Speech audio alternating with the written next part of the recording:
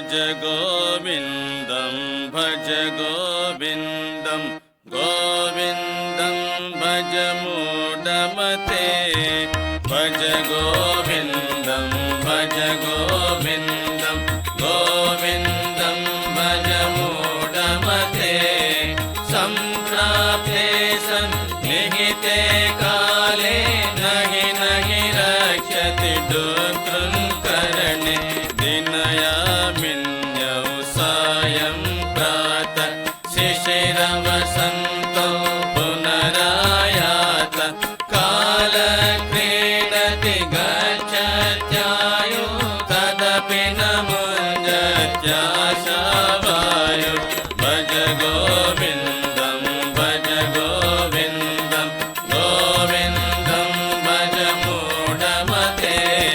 सम्प्राप्ते सन्निहिते काले नहि नहि रक्षति दुष्कृत्करणे पुनरपि जननं पुनरपि मरणं पुनरपि जनने जठरे शयनम् इह संसारे बहुदुस्तारे कृपया पारे पाहि मुरारे भज गोविन्दं भज गोविन्दं गोविन्दं भज मूढमते सम्प्राप्ते सन्निहिते काले नहि नहि रक्षति दुष्कृत्करणे ध्येयं गीतानाम सहस्रं ध्येयं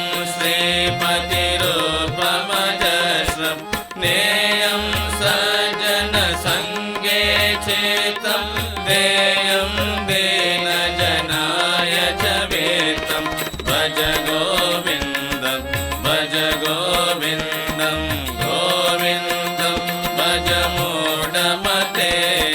सम्प्राप्ते सन्निहिते काले नहि नहि रक्षति दुष्कृत्करणे कते कान्तकस्ते पुत्र संसारोऽयमतीव विचित्र कस्य त्वं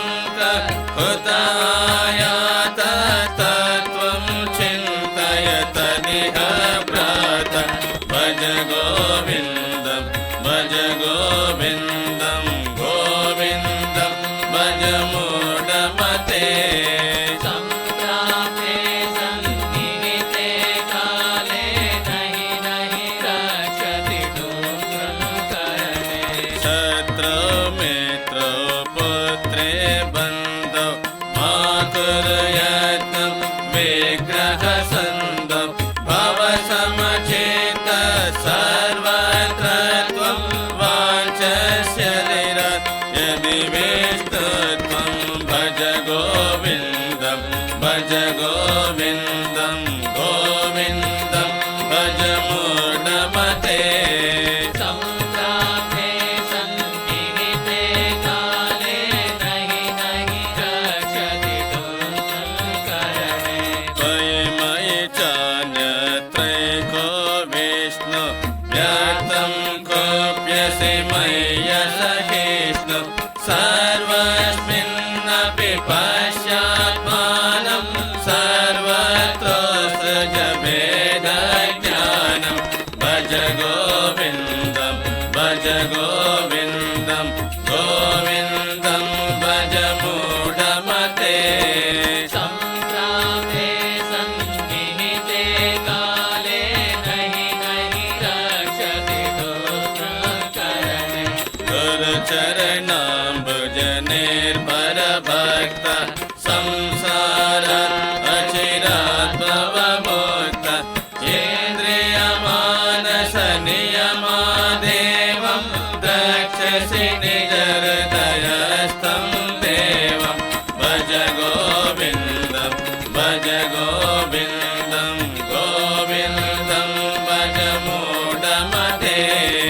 सम्प्राप्ते सन्निहिते काले नहि नहि रक्षति दुष्कृत्करणे भज गोविन्दं भज गोविन्दं गोविन्दं भज मूढमते